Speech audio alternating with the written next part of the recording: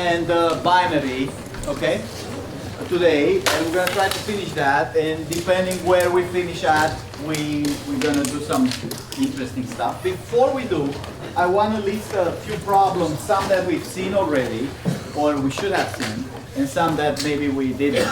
So the two problems let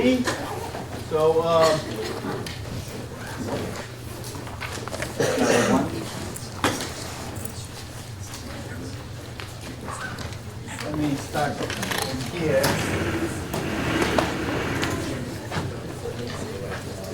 So problem 1, that's from recitation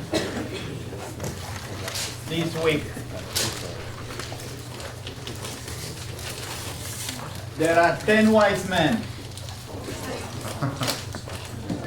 5 blue and 5 red. Everyone sees everyone's stone, but not their own, right? So they don't talk. Everyone sees others' stones. If one knows his own stone, dies. Right? Have you read this problem from recitation? Yeah. Do the stones correspond to the colors? Is that what's going on? Right. I got Red, stones so over there. right? Did you read the problem? So the way it is, blue,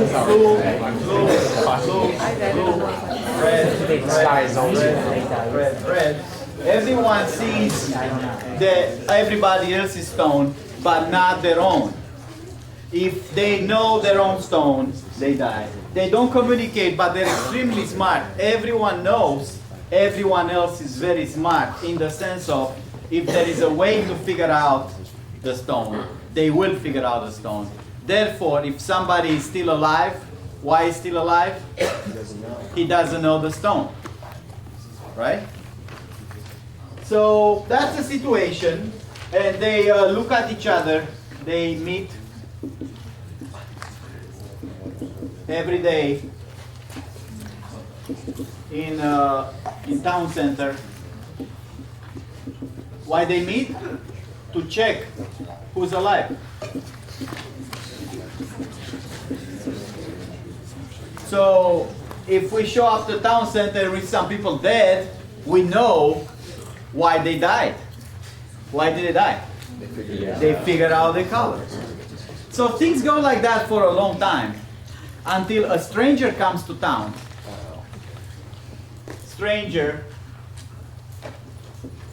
comes to town on, let's say, October 31st. And the stranger makes the following remark. Number of blue stones is not 10. That's what the stranger says. Which is an information everyone knows already, right? Because people who have a blue stone, they don't know their stone, but what do they see? 4 blues and 5 reds. They know they're not 10 blues, no matter what their stone is. How about somebody who has a red stone? What do they see? 5 blues and 4 reds. They know they're not 10 blue stones. So the stranger does not provide any factual information new to anybody. But that's the statement and then leaves. Stranger's gone. You got to prove that everyone will die. And when? This is an important problem in logic. It's not just a fun puzzle. If you want to do more logic than, A implies B, it's this kind of problem that you have to think about. What's going to happen, what could happen, and what could not happen. If something didn't happen, why it didn't happen. So some people did solve this problem yesterday at recitations at office hours. Yeah, it took a bit of grinding, right? Like seemed impossible for a while. The problem in the recitation paper, it's written with a stranger stating there are not 20 blue stones. And I think some people are are hypothesizing, are speculating that this problem would work for not equal 10, like I wrote it the first time, but it will not work. You can't prove everyone dies if the stranger says the number of blue stones is not 20. So you should try it both ways. Once you figure out the mechanism, how do you call your mechanism? You have a name for it which is not mathematical at all. Something from chemistry. Oh, chain reaction. Chain reaction, that's it. That's how he called it, chain reaction. So he found a chain reaction, nothing to do with math, but that's how he called it. That does this, I think, for not equal 10. Not equal 20 is still up in the air if that can be proven or not. So we're going to need to worry about this problem, not today in class. You need to worry about it and discuss it again next week. So that's one problem.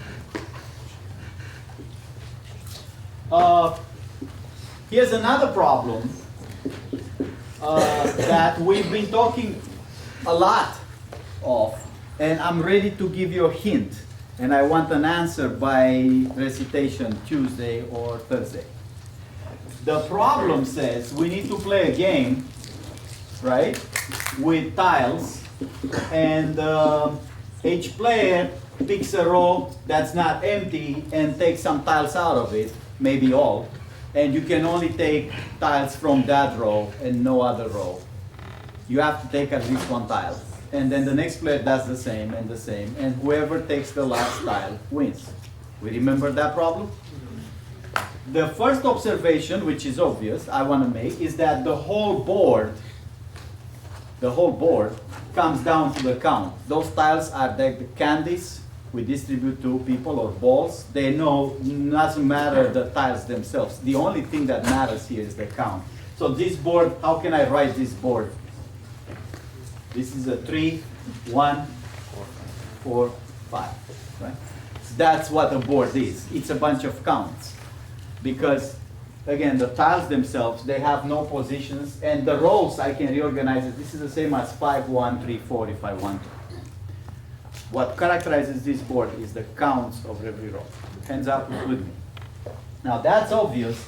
What I want to say here, our job is to develop a strategy for winning this game if possible. And we already said either player A or player B has a winning strategy. That is, if you don't make mistakes, you win no matter what. The hint I'm going to give today, and this is a problem we absolutely must solve next week, is that instead of looking at them in decimal, we should look at these counts in binary, which are 0, 1, 1, 0, 0, 1. What is 4? What? 1, 0, 0. And what is 5? 1, 0. Now, in binary, can you tell me when player B has a winning strategy, and when he's not, player A will have a winning strategy? Clearly in binary, that strategy would be more clear than it was in decimal. Apparently it was not clear at all, because no one came to me so far with a strategy. There's some people who got very close, but not a complete strategy. At least 2 of you got close. So now by next week, can we look at this in binary and decide, given how the board looks in binary, those counts, who has a winning strategy, and obviously, if after that, what's the winning strategy? What do I have to do to win if I have a winning strategy? That's problem number 2. Since I'm at problems and it's Friday afternoon, I'm going to post 2 more for fun, okay? These are important, we got to do those. But I'm going to post 2 more for you to have something to think about that you should know how to solve immediately. But just in case you don't, here's something to think about. If I have a triangle, the median lines, so that's problem number 3. The median lines are the lines from a vertex to the middle of the other side. So I'm going to call this point M, and I'm going to mark that this side is the same as this side. So that's M is the middle. In geometry, we say middle of segment BC. That's the same as saying BM equal MC, right? And this is a median line from the vertex, from the vertex all the way to the middle. I could do the same. I call this N, that's the middle here. and I call this P, that's the middle here. So M, N, and P are the middle of those three segments. So now if I build those median lines,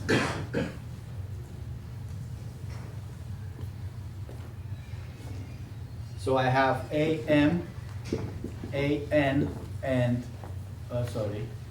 BN, and CP, median lines for triangle ABC. So this is the first middle point. The other one is AN equal NC. That's the middle point of AC. And the other one is AP equal BP. That is the middle point of AB. What we need to prove here, those three median lines intersect. AM, BN, and CP have a common intersection point.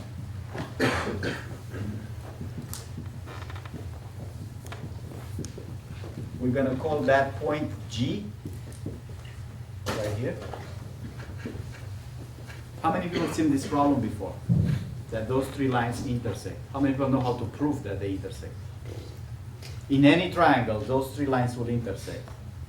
And if you know physics, if you're to cut this triangle for a piece of metal, 1 inch thick, G is the point where if you stick a stick and put a triangle on G, that's where it stays in equilibrium. If you put a stick anywhere else than in G point, the triangle will fall. But in G, it will stay in equilibrium because it has equal weights on all sides. That's that G is the center of gravity of the triangle. So we're not worried about physics. We worry about why are these lines always intersecting. No matter how you draw the triangle, I could have a different triangle. I could draw these lines. Again, the medians, M, N, and P, they always intersect in a point G. In other words, they can't pass each other like this. That would be two of them intersecting, all pairs of two intersect, but not all three in the same point. That's not possible for medians.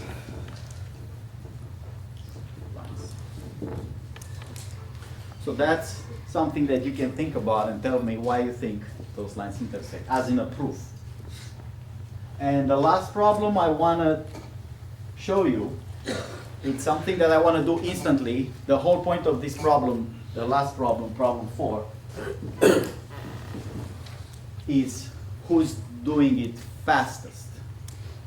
It's not a problem to solve it. The question is how long it's going to take you to solve it.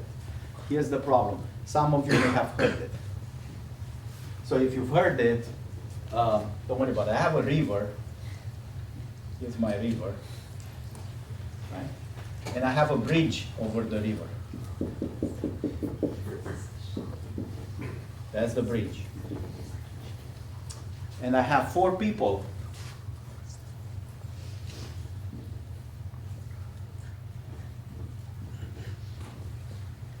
That want to cross on the other side. And there's a flashlight. And to cross the bridge, you need to have the flashlight with you. 1 or 2 people can cross at once with the flashlight. And when 2 people cross, the time it takes to cross, it's the slowest of the 2. They have times. This guy takes 1 minute, he's very fast. This guy takes 2 minutes. This guy takes 9 minutes. And this guy takes 10 minutes to cross. We want to cross all 4 people on the other side of this bridge. And every time they cross, the slowest guy dictates the time to cross. And you can only cross the bridge either way with the flashlight in your hand. You ready? How long is it going to take to cross minimum? Everybody understands the problem? I need to cross. 1 or 2 people can cross at a time. So obviously somebody will have to come back and bring the flashlight so other people can cross. We want to end up with all 4 in here, but when 2 people cross, the time it takes to cross is the minimum of the 2. The maximum, the slowest person. What is the minimum time to cross. When you know the answer, hands up. This, again, the issue in this problem is the speed. But don't say it. I want several people to have answers. You know the answer? Don't say it. Do you know the answer? What's the minimum? He knows the answer. Somebody else? Some people know the answer. Somebody knows the answer. Somebody knows the answer. What is the minimum to cross with all four? By the minimum, I include both crosses. Some people cross, then cross back way, then again, then again, then again, until everybody's on this side. How long is going to take? Minimum.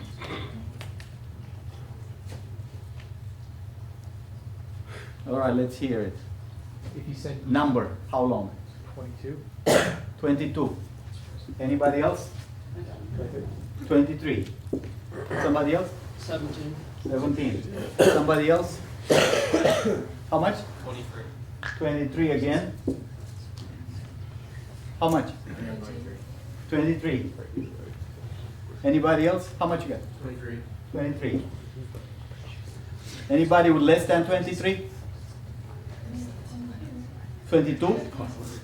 You got 22. Okay. Anybody else?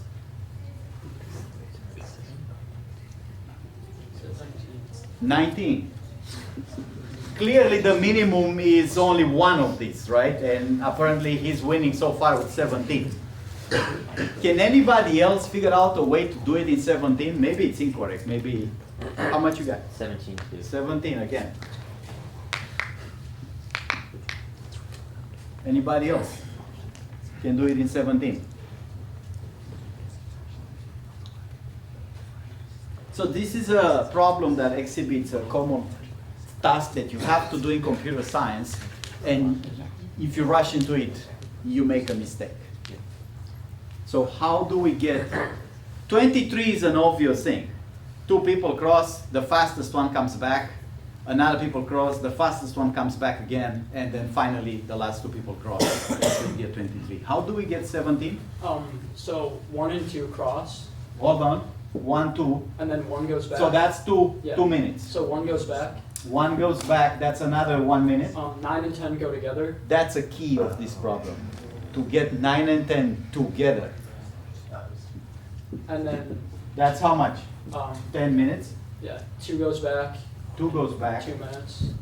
And then 1 and 2 go back together, 2 minutes, and that's 17. So the key of finding the minimum here is what?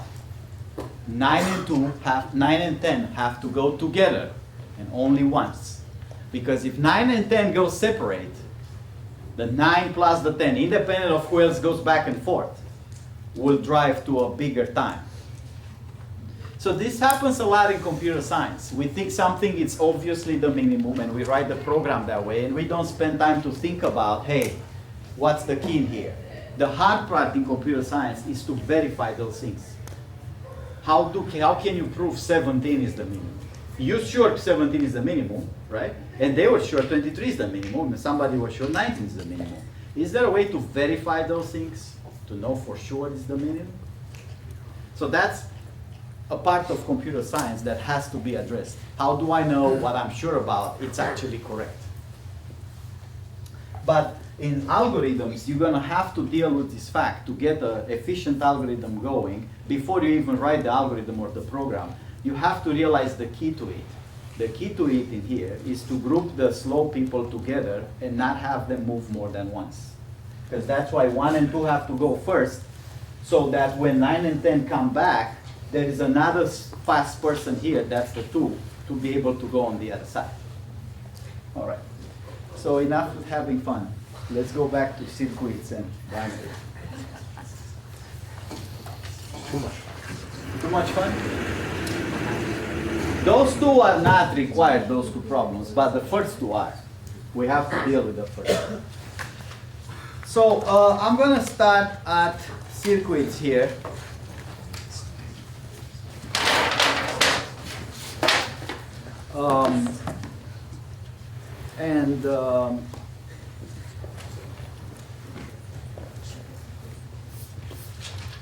One thing that I want to do is to start with a truth table, A and B.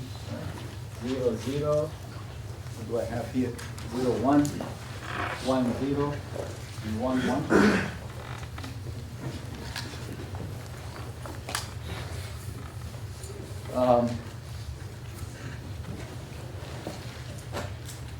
So suppose I have an output, which can be any formula. I'm going to write something here. Say I have 1, 1, 0, 1. Output, this is a formula output. The exercise I want to do is how do I create a DNF logic formula here. How do I transform this table into DNF formula? That's the last thing we said last time. To get the DNF, how's the DNF looking like? DNF is a bunch of clauses that have to have and in between. So inside, I always have and. It's not necessarily just one end, it could have two ends inside. And out between the clauses, I have ors. So how do I look at the truth table and create a DNF formula that's equivalent to the table? Any table. So in this example here, doesn't matter what the output corresponds to, whether it's OR or XOR or set intersection. I have some table. And I want to create a formula that's equivalent to this output. How do I do that? I look for the ones, and I make every one being a clause. That's how I do it, right? So how do I write this one as a clause?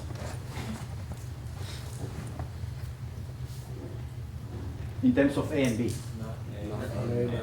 Not A and not B. Why and not something else in here? But why and? Why has to be with and? Because it's inside the clause. So I have to figure out what values in A and B will give me this one, right? At 0, 0. What's the next formula that I write? It's going to be this one here. What is that?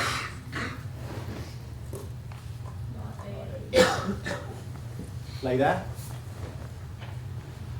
And what's the last one? The one?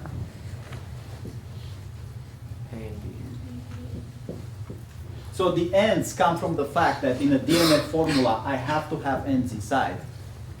And now, how do we explain these ORs? Why is it OR? Why this OR? I mean, DNF demands an OR in between the clauses, but why is it that this OR will correspond to the table output? Yes? They all have the same outputs. If I say that or that or that or that, I'm saying in these three cases, I get a 1, but not in the fourth case. So if I say, effectively what this ORs is saying, if you want to be true, you have to be in either this case or that case. Any one of these three cases will give you true, which is what I want. The only case that's not true is the one that's not corresponding to a clause here. Now, of course, this can be simplified further to a much simpler formula, perhaps. But that's not my point right now. My point is, how do you take a table and create out of it a DNF formula? How about a CNF formula? CNF formula works backwards, is the opposite. The clauses have ORs in between, more than one perhaps. You can OR few things, and ends between the clauses. So how can I do this? In order to do this, I'm gonna negate the output. So if I say here's output negated, say not output, what would that be? 0, 0, 1, 0, right? So how do I make a CNF? What's the principle to go by and make a CNF formula out of it? I get? So I think the principle is to say the output that we want is the output negated twice, not output, right? Which we can think of it as not output. So what do I need to do? Like similarly with the DNF formula, how do I take this not output and make out of it a formula that looks like this? So in the DNF, what did we do? We take all the ones, create a clause for just ones that has ends inside, and then we OR the clauses, right? Is there a mechanism similar or analogous that will create a CNF formula, which is give us the ORs insides and the ends between the clauses?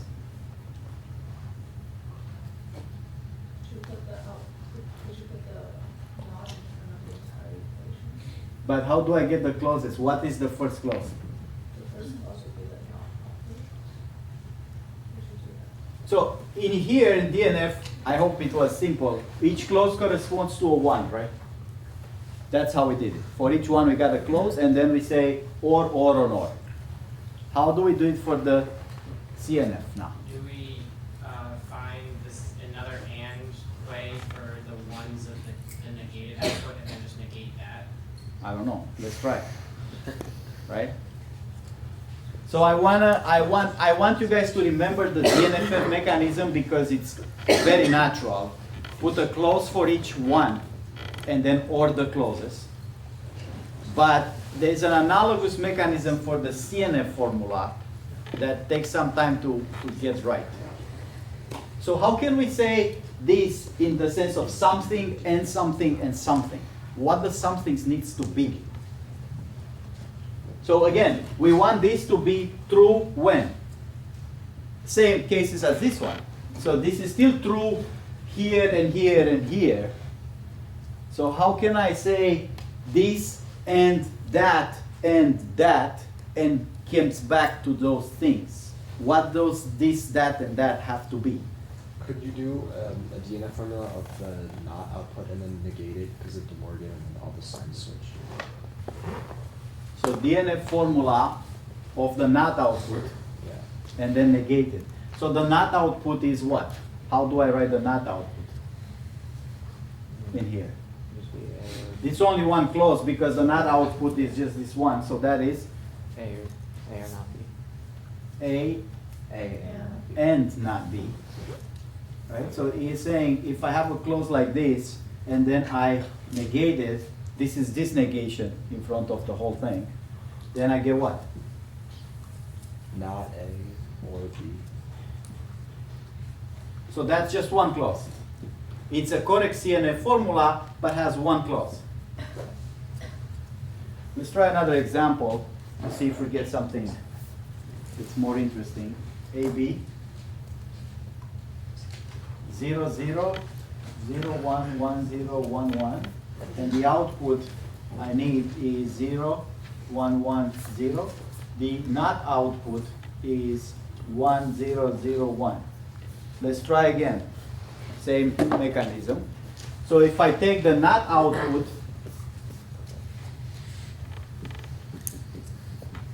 we want not output. And what would be now a DNF formula for the not output? What is this clause here, the first one? How do I write that? Not A and not B, that's a clause. And then I have or. Hmm? This one here? Oh, no. A. That's A and B. Is that the correct DNF inside here? Is it ends inside and ORs outside? So when I apply the negation, what do I get?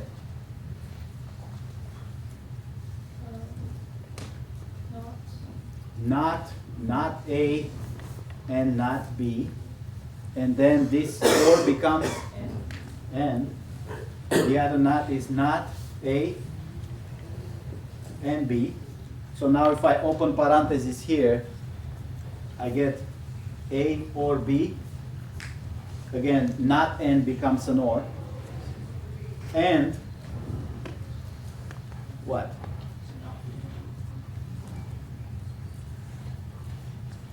Is that true? So the meaning of the CNF formula, when we say and, what we want to say in English is we don't want to be here, sorry, we don't want to be at 0. That's how you should understand the CNF formula. When you create the CNF formula from the output, you say, I don't want to be at zeros. And that has to be with end clauses. So in here, we say, we don't want to be in this case and this case. That's why we have an and in between. We don't want to be here, and we don't want to be here. When we create the DNF formula, we look at the ones, and we say, we want to be here, or here. But when we create a CNF formula, we look at the zeros, and we say, we want not to be here and not to be here. So can I think about it that way in terms of the CNF? How do I say, I don't want to be here? This should not happen.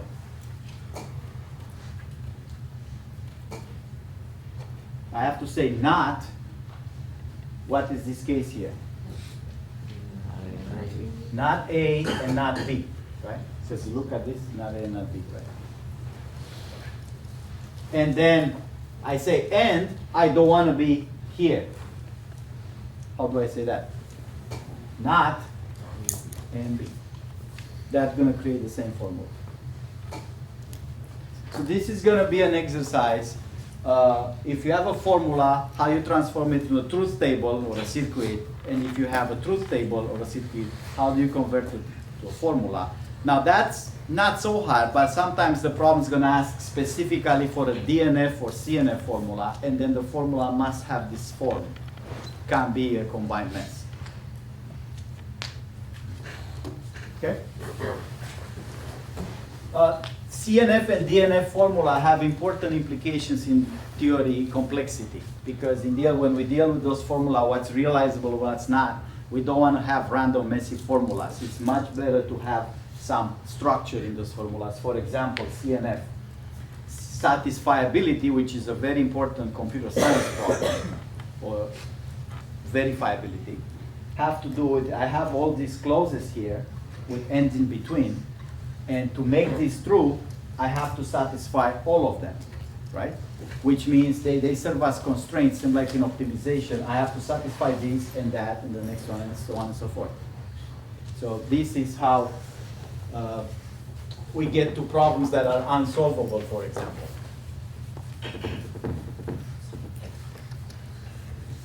The last thing I have to say about logic and circuits here is I want to show an example of how to build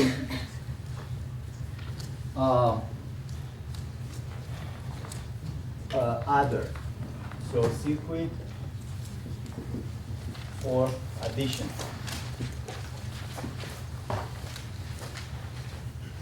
Here's the table, A, B. I'm adding A and B. But when we add things, it's not just A and B. So this is A plus B. I have 0, 0, 0, 1, 1, 0, 1, 1. But I may have, when I add things, right, I can have a carry bit, right? Remember? I do 1, 0, 1 with 1, 1, 1. When I add those things, 1 plus 1, 0. This is called the carry bit. So when I add 2 bits, I may have a carry bit in there, or may not, right? Generally, when I do additions, I'm not adding just the bits that I see, 0 and 1. I may have to add a carry from the previous operation. So that leaves me with not 4 possibilities, but how many? 8, right? This is 0, 0. The carry bit in here was 0, and the carry bit in here was 1. And I don't just want to output. What's the output in my full swing addition? I add those two things. I have a result, 0, but I'm also creating a carry. There's a new carry here, 1, right? So I don't just have output A plus B, I have the new carry bit that I have to output, right? Because I'm not just adding 2 bits. I'm in a process of adding many bits, and now I'm at one of the columns. I may have a carry bit from before. I'm adding the values. I might have to create a carry bit that's 0, 1 for later. So what is the answer? If it's 0, 0, 0, how much is A plus B and the new carry? If it's 0, 1, 0, how much is A plus B? 1 and the carry? 1, 0, 0, 1 and 0, 1, 1, 0? 0, 1. And here I get 0, 1, 0. 1, 0, 1. What's next? 0, 1 again. And this one is 1, 1. Now that's the truth table for addition of 2 bits with the carry input and another carry that's the output. Hands up who's with me. I want to create a circuit that does this whole procedure. So how do I do that? Here's a possibility. I'm going to need A and not A. This is not A. I'm going to have B and not B. I'm going to have C here and not C. So that's my wires that are going in.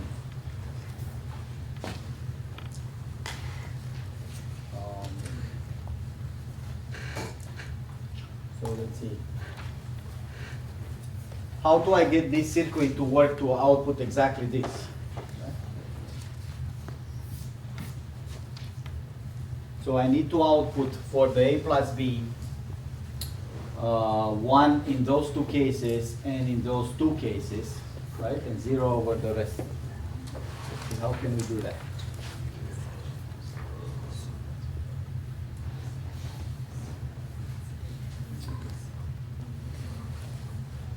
When the wires intersect, I'm going to put a dot to signify a soldering point.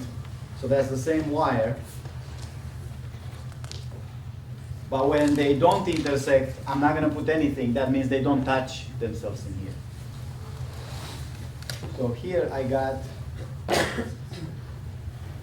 A and B, and I say this guy produces what?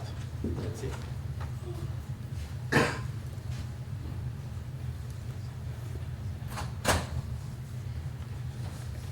So I need another wire here.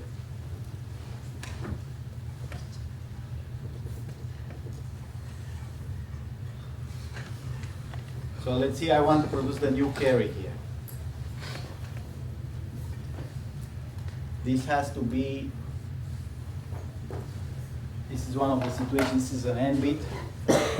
So if I have an A and a B, 1 and 1, and the non-C equals 0, then the new C will have to be 1. If I have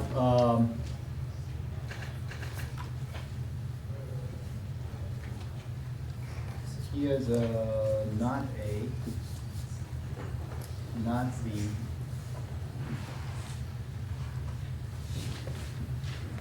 and C,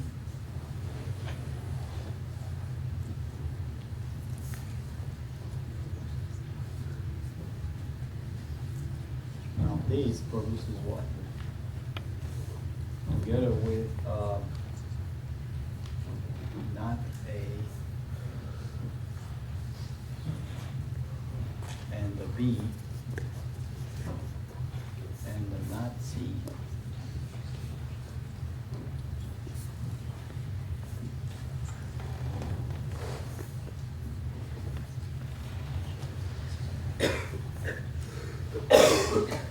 what do I have here? I have a not A and B and a not C.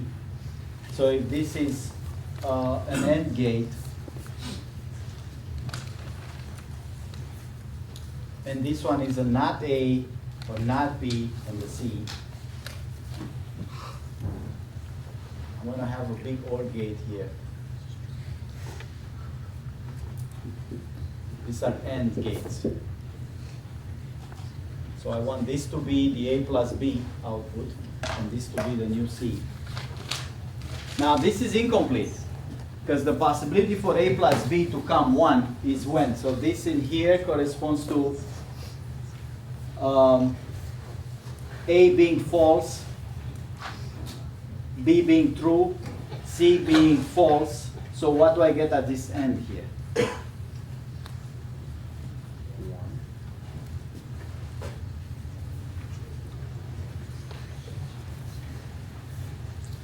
I think everybody understands what we're trying to do, but I don't want to finish it. I want to, because there's a lot of gates that we need to put in here. How do we build a circuit that does the whole thing, and how do we know it's correct? Yes? We use the DNF formula from the table? Yeah. That's a good idea. So how the DNF formula looks like? If I go for S, so DNF for A plus B, this column, I go for the ones, and I'm going to have what? This one is who? Not A, B, and this one here is who? What? A. This one is who? Not A, not B, or C, and this one in here is who?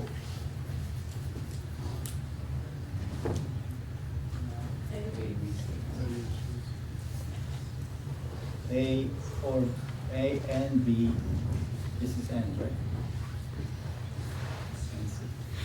So this OR is the OR of the whole DNF clauses, right? This gigantic OR needs 4 gates in it, because there's a gate for every one of these clauses.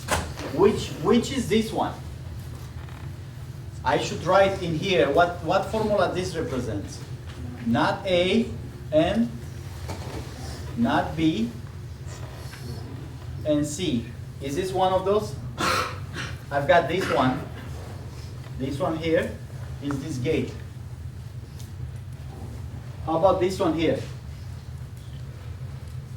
What is this? Not A, B. And B. So which one is this one? First one. This one? So this gate is this one. So what you have to do, leave some space in there, you have to create these 2 gates. So there'll be 2 more gates here.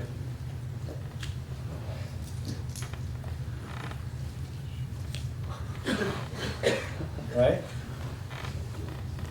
They have to correspond to these 2 formulas that we don't have yet. So you have to do the wiring properly. Make sure you pick the right wires and figure out what 3 wires go in each of these ends. And then what about C? Can I do the same thing for the new carry? Now I'm looking at this column here, right? What is the DNF formula for the new carry? If I look at these ones, because that's the column I'm looking at now. Who's this? A and B. A and B and not C. What else? This one here, not A and B and C. This one here, A and not B and C. And the last one is A and B and C.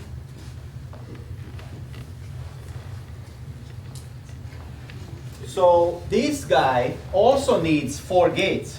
I drew 1, but it needs 4. And what is going to have in between those gates? Right? Because this being a DNA formula is still going to be a this or this or this or that, and each one of those will be n gates or into a thing. Looks messy, huh? Yeah, we got to finish this because this is always in the midterm and in the homework and in the quiz. So you can avoid those circuits no matter how hard you try. So then I'd recommend. This one is more complicated than what you're going to have in the homework or the midterm because there's a lot of wires in here. But this is actually give you a less than an idea of how transistors work, how they design. How does people go from a bunch of wires on a green silicon board to something that creates an operation, right? So they build this circuit, this whole thing, just for addition. And then you have to put a lot of this together to add up numbers, right? This whole circuit here does what? Does it do the whole operation here? To do this thing, this circuit that we have 4 n gates, 4 n gates, and 2 wards. This does just one column, right? This whole operation, it's only adding one column. So how do I add the whole number, which is in my case 3 bits? I need 3 of those, put one after the other. I need to take the input from here and feed it into the next block and the next block, or create some sort of loop, right? This circuit only adds one column bit. So to add the whole thing, I need what's called a ripple carry adder, which is a bunch of those put together. That's in the book and in the notes. All right. So let's finish this up at home.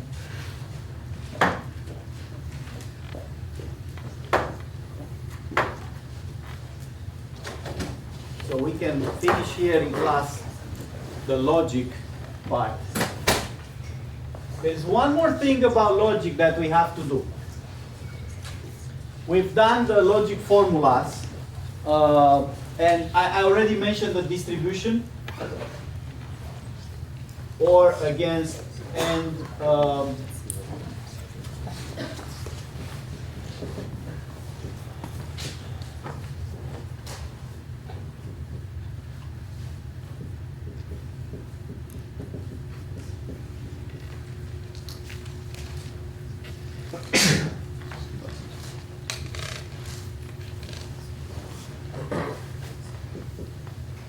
so that's something that some people make mistakes. I'm not sure why this formula seems to be more complicated than the associative formulas, but a lot of mistakes happen on those. The other big mistakes are on the Morgans. So not A and B is not A or not B, and not A or B is not A and not B. And there's a bunch of other formulas that are pretty obvious, like commutative associative properties. The only piece we need on logic is really symbolism. We want a symbol that talks about for all, for any, every, any, all, each. You can complete this list. There's a bunch of words that in mathematics mean the same. And there's a symbol that any one of these things will have this V with a bar. So every time you want to say one of these, any, for all, for each, pick a random one, everything that means for anything in the set or a certain property, we're going to use this symbol. And the other symbol that we need is exists. There is, we can find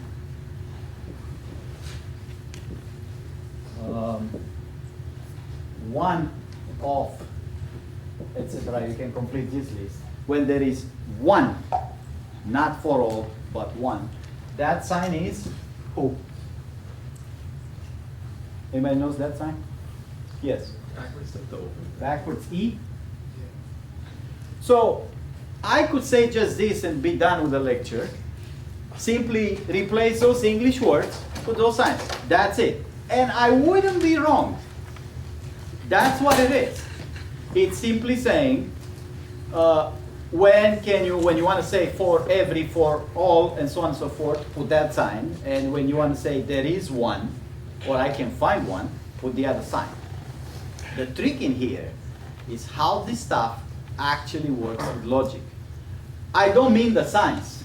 The signs really represents the English phrase. I mean how those two combined for all da da da exists something, as opposed to say it backwards, exists something for all da da da. This is much more complicated than you think, or than people think in general, but you might have seen it if you did calculus in high school. When you did calculus, if you did limits, and you did how do you get to limits, how to prove limits, you must have seen this kind of construct. Because the only way to get to limits is to use such a construct. How many people have seen constructs like this in high school, defining the limit of sequences or something like that? Well, not too many. So I'm warning you, the problem here is not replacing the word with a sign. For us, as much as I care, you can keep the words. If you don't like those signs and you want to keep the English words, that's fine. The problem is how the meaning changes when we reverse those things. For example, I'm going to start with some examples here. For every x, there is a y such that is st s dot t dot, such that x plus y equals 0. True or false? Now, when I don't say anything, I mean real numbers. I could say for every x in R, but that's implicit if I use numbers. Is that true or false? For every x, there is a y with a certain property. That is true. And it's true. The way to show this is true is very easy. We actually know who y is. It's not a philosophical existential property of y. We can point out who y is. Who is y? Minus 1 times x. We know exactly, so this is true. Okay? Because we know who that y is. We can also argue in this case, y is a unique value. The property doesn't say y is unique. It says there is y. It lets open the possibility to be 2 y's or 3 y's or 6 y's. But we know in this case there is only one y with that property. What if I change those things? There is a y such that for every x, x plus y equals 0. Before we get into it, where is such that in here? If I am to explicitly write the such that, where should that go to be a correct English phrase? It goes in here or in here? In here? So that's a very good exercise. If you get confused about the signs, try to put the such that to make sense. Or at least figure out where it goes, because that dictates where the implication goes. See, there's a difference. This says for every x, there is a y with a property. With a property means such that, right? Such that with property. That follows. And in here, the property follows where? There is a y with a property. It's not after the for whatever x. Is this true or false?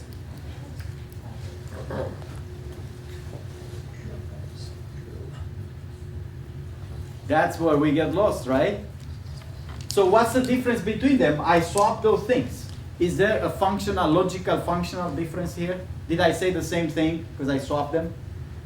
If it's not the same, why is there different? If it's the same, fine. Are they the same or are they different? This one says for every x, there is a y with a property. This one's, the other one says, the second one, there is a y that's fixed, such that for every x something happens. The moment I say there is a y becomes fixed. I can't change y after I pick one, right? You remember exists means one option here is pick one or choose one. So the moment I say exists, there is a y, I mean you can choose but only once. So now that I choose the y, is it true that for every x something happens? No. False. In order to show false, we need to pick a counterexample of x. So y is fixed. We cannot pick y because somebody picked y. It says there is such a y. We don't know what y has been picked. Can you find me an x that contradicts this property as a function of y? X equal?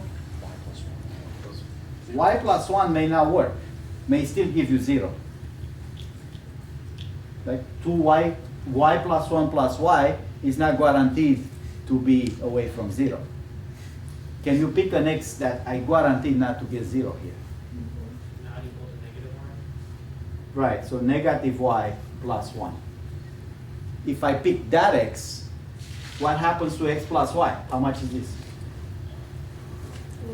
1, which is not 0. So functional, in terms of functionality, who depends on who in here? What's the difference between those two statements? In the first statement, y is a function of x. So in mathematics, when we say f equal f of x, we mean there's an actual f function like exponential or logarithmic. When we write the word function of x, we don't mean we know the function, which means dependent of x. So the meaning of the first statement is that for every x, there is a y, which is a y for that x, not a global y. So the meaning of this is that y is in fact a y that depends on x. So for different x's, I get different y's. And that's necessary, right? If we pick two different x's, I need to pick two different y's. The second one doesn't have this property. The second one, y must be fixed globally. So there's only one that works for every x.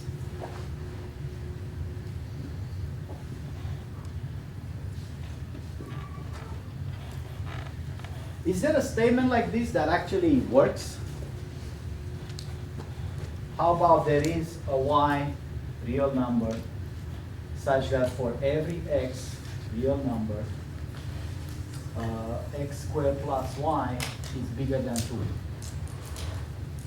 Is there such a y? That we can fix a y in advance. So this, like in the second case, right? This y has to be fixed. If there is such a y, it's one y that works for everybody. Is there such a y that no matter what number we pick, x squared plus y would be bigger than 2? Right, that is true. True because we can pick y equals 3, and then for any x, we have x squared plus y, it's x squared plus 3, which is bigger than 2, because x squared is positive.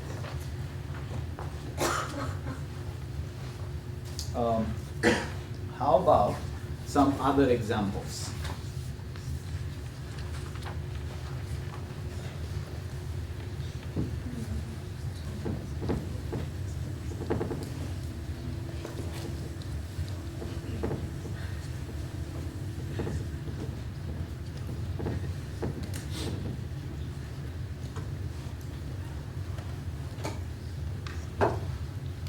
So I guess the moral of the story is that the order of these quantifiers, these are called quantifiers, logic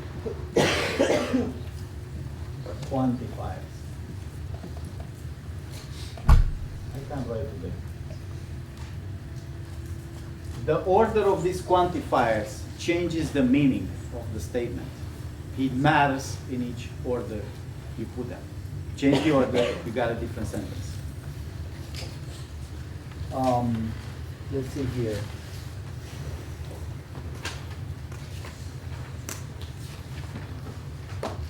Have some examples.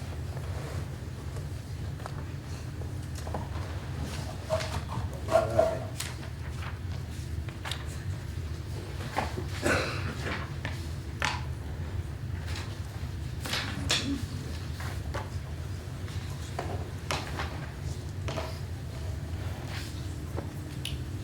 Let's keep going with numbers. For every x real number, there is a y such that x squared plus y squared equal to true or false.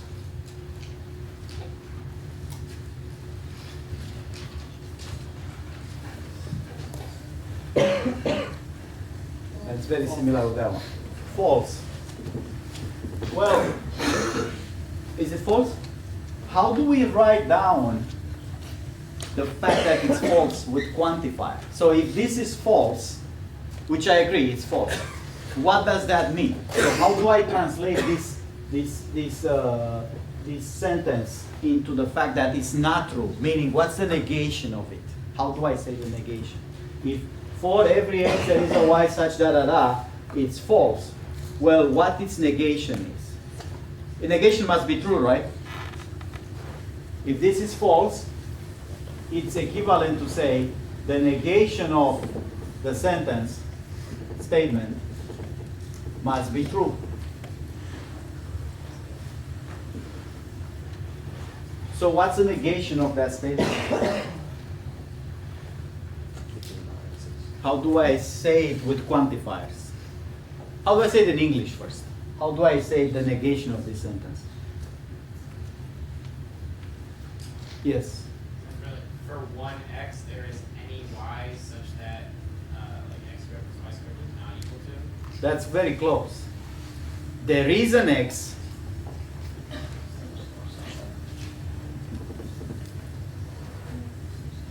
such that for every y, it's not exists for every, it's for every y, we have what? X squared plus y squared is not.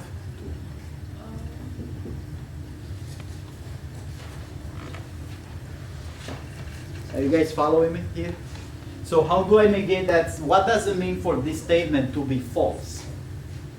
It means to not be true. So it means there is one x for which this doesn't work. What does it mean for this to not work? So I could say there is one x for which the whole rest of the sentence is false. Negation applies to there is a y such that x squared plus y squared equal to. So now how is this negated? What does it mean for exist a y such that to be false? It means every y you pick, this property cannot be satisfied. So now why is it false or why is this one true? To show that this is true, we need to put our hands on such an x, right? Whenever you have to show that there is an x with some property, the easiest way to do that is to say, okay, I pick the x, I show it to you which x is that. That doesn't work in here because this has to work for every x. If this will be true, it cannot be proven for one x, it has to be proven for all x's. In here, we put our hands on y, which is a function of x. But in here, what x we choose? 2. And then we say for every y, x squared plus y squared is 4 plus y squared, which is more than 4. Right? And this cannot be x squared plus y squared cannot be 2 because it's at least 4.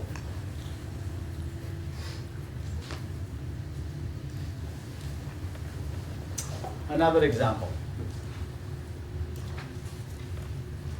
For every a and b rational numbers that is in Q, there is an m also rational such that a is smaller than m smaller than b, and m minus a equals b minus m.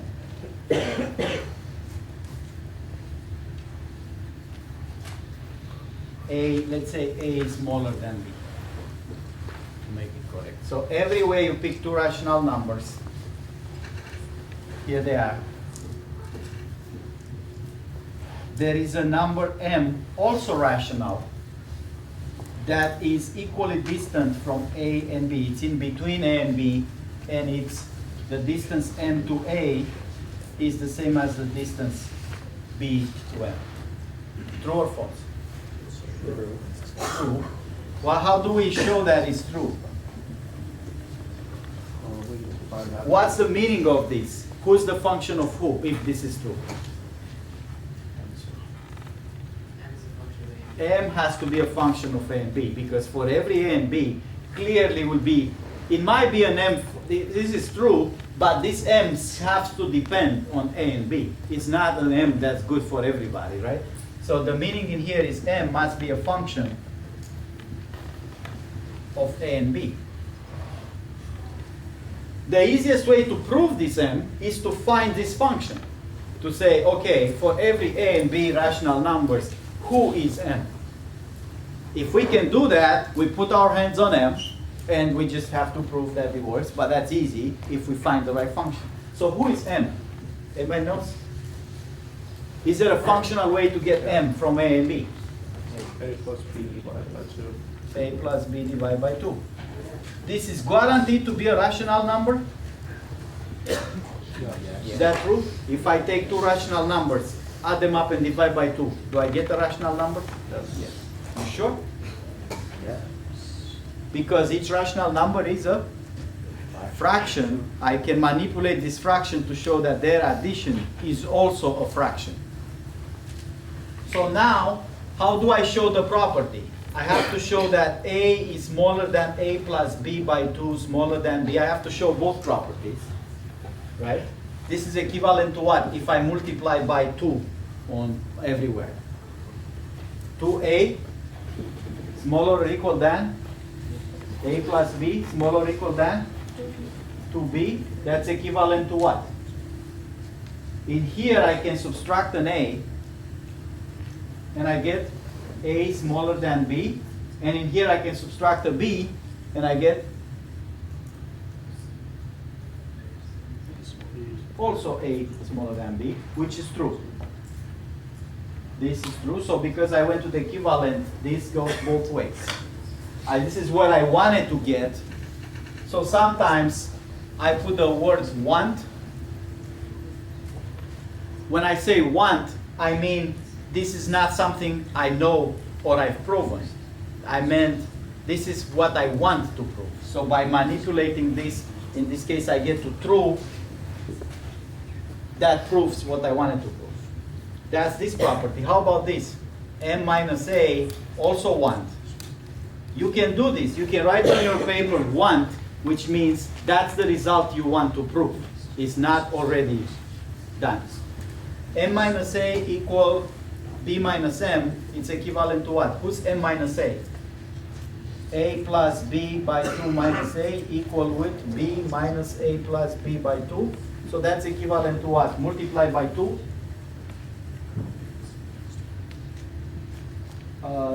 A plus B minus 2A is 2B minus A plus B. That's equivalent with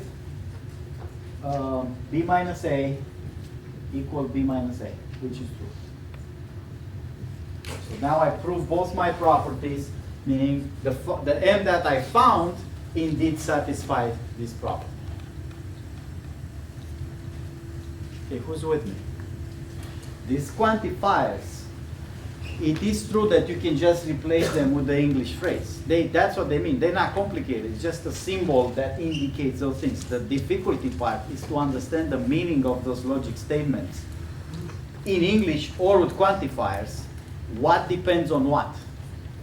If I say there is something such that for all versus if I say for all there is something, what is the functional dependency? Let's do another.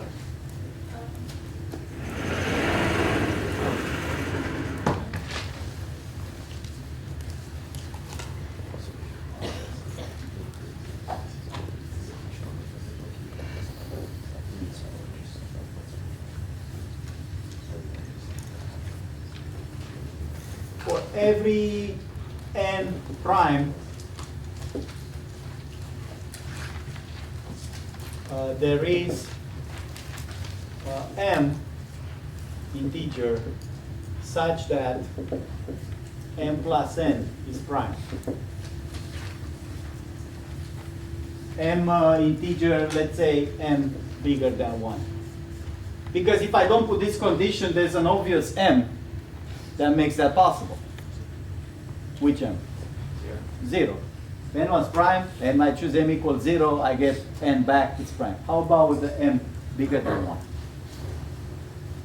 Is this true? For any prime, there is a number that I can increase it with to get another prime.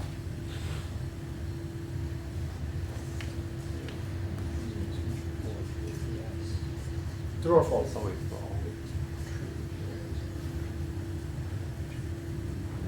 How do we prove it? So first of all, if this is true, it's equivalent to what? In English. What would this sentence say in English? What? There exists n plus prime such for Well, this is for every n. So for every, what does in English say this property? For every prime, here's a prime, this is n prime. It says what? There's an n you can add to it to get to another There is prime. another prime bigger than it. Isn't that the meaning of this sentence in common sense? Mathematics, not logic, but it says whenever you pick a prime, there is another prime bigger than it. Because then you can add something and get to that other prime. So the meaning is for every prime has another prime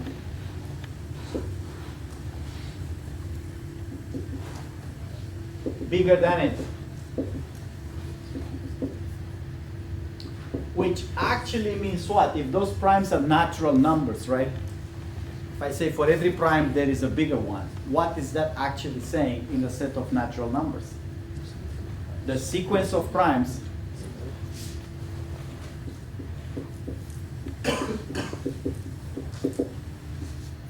which is 2, 3, 5, 7, so on and so forth, is infinite. That's if it's true. We didn't say why it's true. We say true means this, which means that.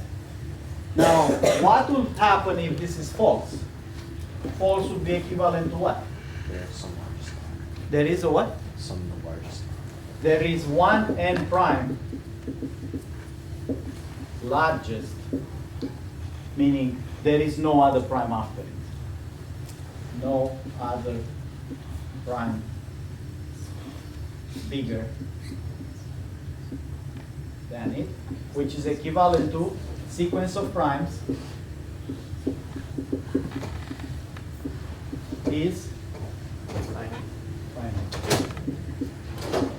Then at some point it ends. That's the largest prime. After that, there's no prime. Which one is true? With a proof, I mean.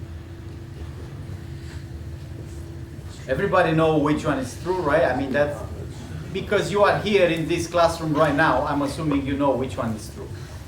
But why? Yes.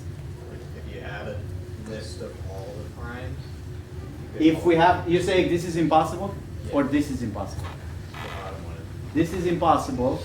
So right? if there was a list of all of them, So he's saying, let's prove this by absurd, by contradiction. Let's assume hypothetically this is true. So he's saying, if it's finite, here are my primes, right? Some p, k. If it's finite, here, that's what you mean, right? There's a list of primes. Then what? if you multiply them all together and add one, Consider the number p1, p2, p3, multiply all together pk plus 1. that's not divisible by any of them. So this is saying, he's saying this number, this is a natural number too? It's gotta be. It's a multiplication of natural number plus 1. It's gotta be a natural number. And he's saying this has no proper divisors. Right? Because if these are all the primes in the world, this number does not divide at any one of them. That's easy to see, right? What's the remainder of dividing this number x with any one of these p's? What remainder I get there? If I try to divide this whole number, including the plus 1, with say p3, what's the quotient and what's the remainder? Yes. The list without P3 plus 1? Is the quotient, and the remainder is 1. 1. How many people see that? That if I divide this number with any one of the p's, the rest of the p's multiplied make the quotient, and the 1 becomes the remainder. Hands up. So because the remainder is 1, it means none of them can be a proper divisor of this number. So this number does not divide with any prime. Therefore,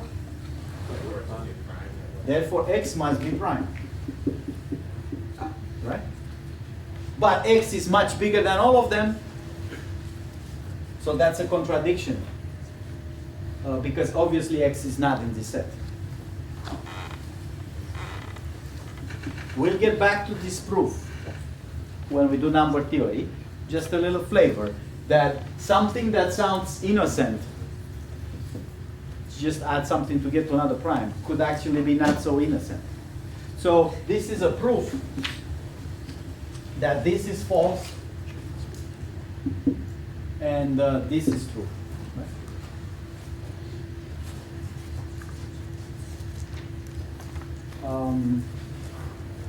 How did we define limits when we did limits in calculus? We say we have a sequence, say A1, A2, A3, AN, and it's an infinite sequence. And we say the limit is, we put an arrow, goes to some value, say x, that we say limit from when goes to infinity of AN equal x. What was the definition of that? So the way that works is to say, here's x. The fact that there is a limit, it means the sequence A's have to converge to x, right? That's the definition of it. How many people remember or did limits in calculus in high school, right? Everybody. So how do we say mathematically, this sequence can jump around, right? I can allow to put few A's around. There's no restriction there. But eventually, it must get closer and closer and closer to x. How do we say that with math? Obviously, we have the x. There is an x, right? That's the limit. Then what? How do we say AI has to be closer and closer and closer, but we don't want to specify when it gets closer. It could be jumping around for a long time before it starts getting closer, right? And not just that, maybe it jumps around far away, and after a while it starts jumping around, but not so far away. And after a while, it starts jumping around really close, but it can still jump around for a long time really close. There is no forcing to say after 100 steps must be that close, after 1,000 steps must be even closer. How do we write this in? You can say that for any real number. For any For any real number, there exists. A, say? Or no, different one. You don't want the a's. Some other real number, y? Yeah. So there exists some number n such that a sub n and all the following values in the Any sequence- a sub n plus k after n, you mean? Yes. Starting at this point n in the sequence, every further elements of the sequence does what? Are within y of x. Very good. So he's saying the y he picked is the y across x, that's x, and this is y this side and y on the other side. He says y on each side of x, right? But y has to have a property for that, be positive. Yeah. So he's saying for any jump around limit that you want to allow, this sequence after the point n, how do we write it has to be within, here's x, and it has to be within y on each side. This is y, this is y. How do we write mathematically? This value, it's in this interval. We can say it's from x minus y to x plus y belongs to, this is x minus y in here, this is x plus y. So x minus y plus y. Or equivalently, we can say the difference between a n plus k minus x in absolute value has to be Plus or equals to y minus x. So let's recap how this limit definition works. X is fixed. This is global. Everything that starts to there exists without anything before it, it's got to be a global thing. In computer science, that's a global variable. In mathematics, this is a constant, right? There is a y. Before I say anything, this x does not depend on anything, right? It's got to be a global constant. Now, y can be anything, right? I can pick a small interval around x, or I can pick a big interval around x, or a gigantic interval around x. Y can be any interval around x. And then I say there is an n, that is the point in the sequence where things starts happening.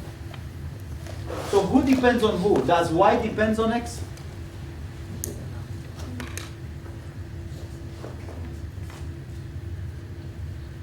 Does n depends on y?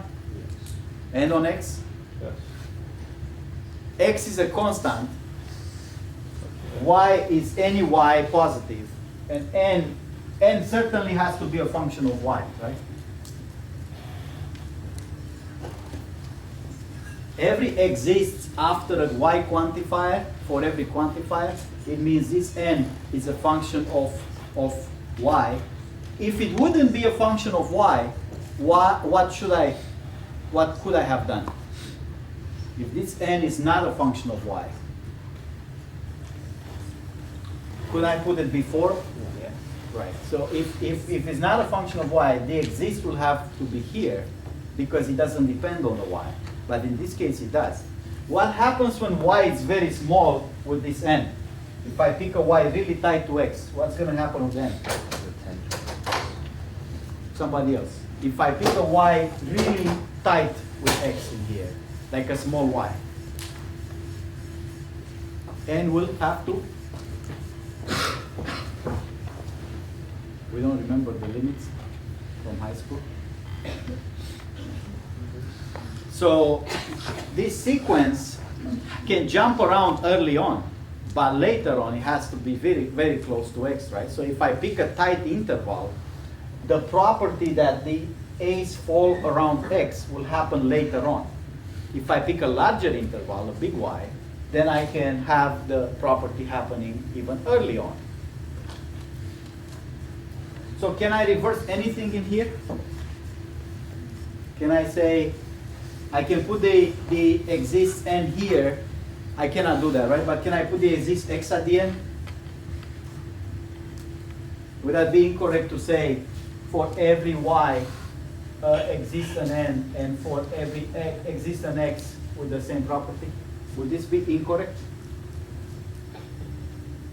For everywhere you pick an y, positive, there is an n, a starting point of the sequence, and there is an x such that the sequence converges to x. Will be a true statement or a false statement?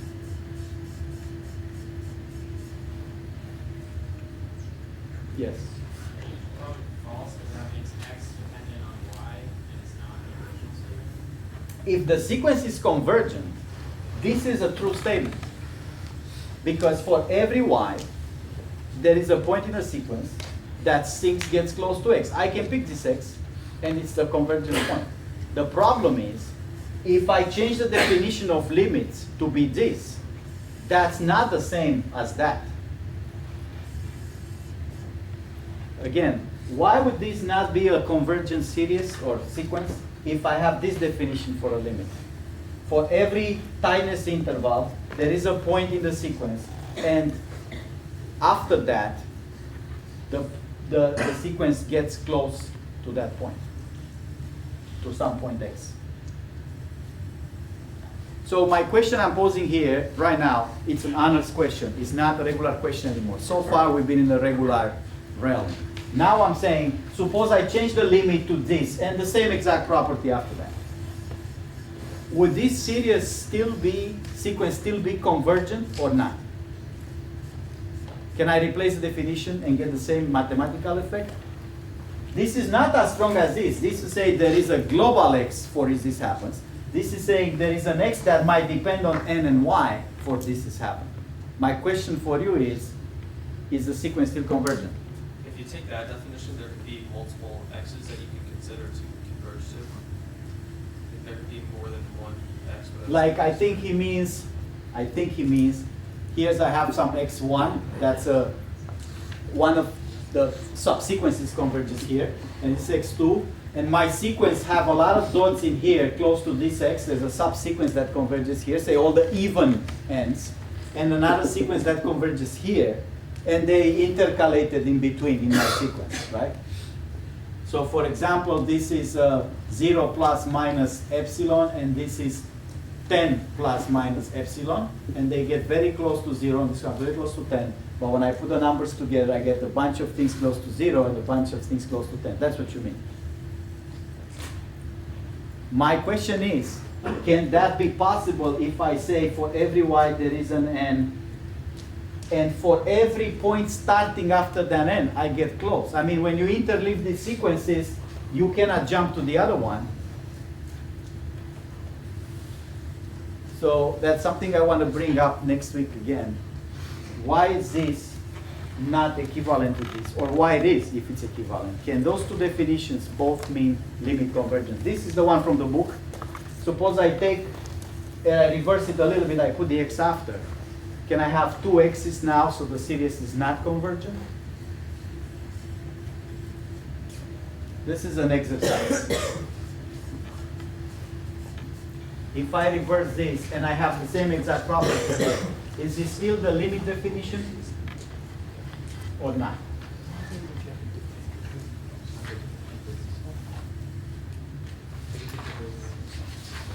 There is a lot more logical, trivial properties that will be in the notes, and the easiest way to understand those is to just use common sense. Okay? That's transform these things into, if I'm handsome and rich, what happens, you know? That's the easiest way to do it. I want to show you something that's more computer scientist oriented.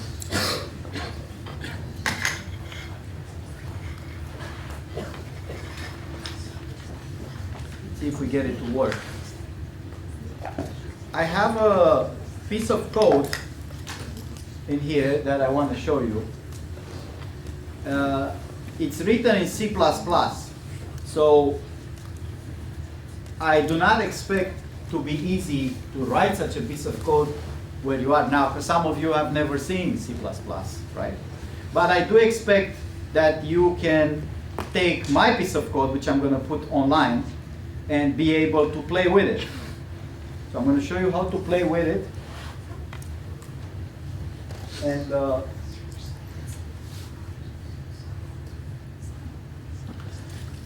And you can take it and play with it, just like me here. It's easy to modify once you have a template. So here's my piece of C++ code that I'm going to make available. Very simple. And this is in C++ to run a program, we need to compile it and run it. It's not like Python or Perl, an interpreter. You need to actually compile it first and run it. So this make file that compiles is very, very simple. It just says G++ has a C compiler, and then run the file. So you don't have to change anything of this, but you do have to compile it after every change. If you want to make a change to this file and rerun it, you have to compile it. So if you just type like me here, make, like that, it will compile and run the file. On a Unix computer, on Windows, you have to do some hacks, but on a Mac or a Windows Unix computer, that's fine. So let me show you what this does. The first part, every return will kill the program. So if I put a return in there, we'll just run up to the return. Very simple. So those are two integers. You can see here, each integer is 150,000. And those integers have been declared integers. If I declare an integer, how many bytes I get by default, or bits associated with it? How many? 32, so 4 bytes, right? So we can actually check that. My piece of code calls a function that says size of int.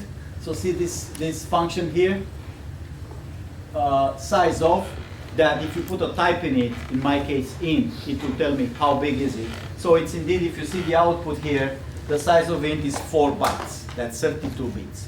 So the first thing I want to show you is that if I multiply those two things, 150,000 multiply 150,000, I get a value, A13 called.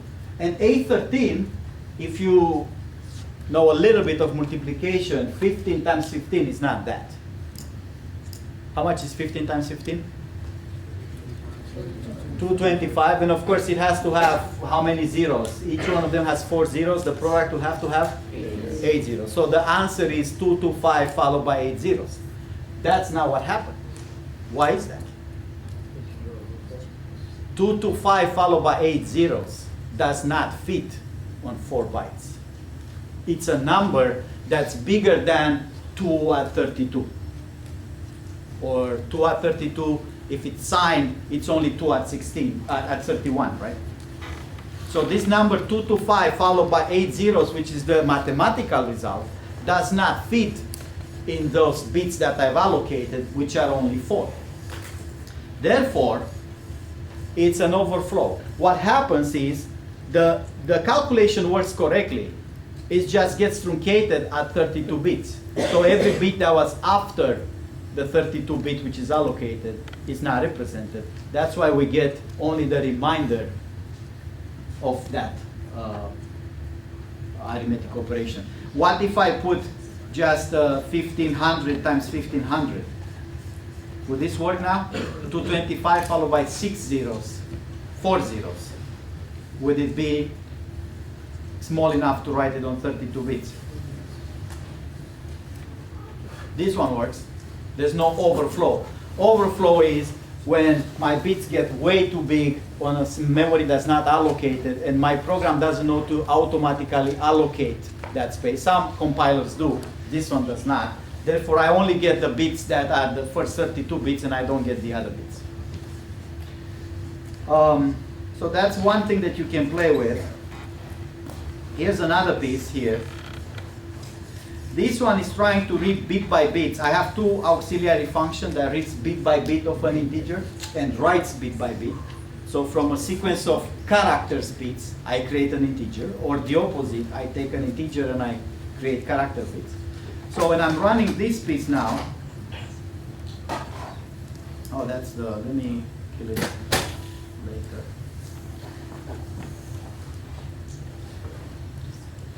I'm going to stop it here.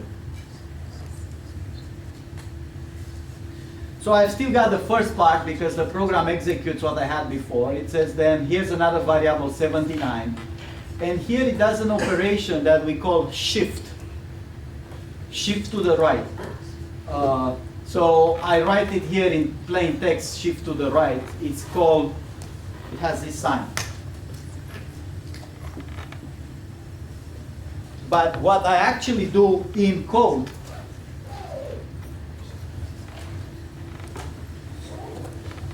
you can see code has this operand built in, shift. What happens when I push this whole integer, happen to be 79, and my code here prints 79, you see that's the representation of 79 on 32 bits. What happens when I push it 1 bit to the right? I lose the last bit, right? You can literally think mechanically of pushing to the right, dropping the other bit in the ocean. That's it. It's only the remaining bits. But mathematically, what happens when I push to the right? I drop the last bit. Yes? I divide by 2. Integer division, the remainder gets tossed in the ocean. So what's the result after division by 2 and keeping just the quotient? Is the 39 the right quotient when I do division by 2 of 79? Right? What happens if I shift the other way? See, I can have this value shifted. See here, I'm shifting to the left 2 positions. So when I shift to the left once, what's that mathematical operation equivalent with? If I add a 0 in binary, 1, 0, 1, if I add a 0 at the end, what's that equivalent to mathematically? If I take a binary number and I add a 0 at the end, what did I do mathematically to the value? Somebody loud, please. And if I do it twice, because that says move it to the left, but not once, twice, what happens to the value? Multiplied by 4. Is that true? 79 multiplied by 4 is 316? So shifting to the right means dividing by 2 and losing the remainder. Shifting to the left means multiply by 2. There's no remainder to worry about there because it's multiplication. And the last piece of this code,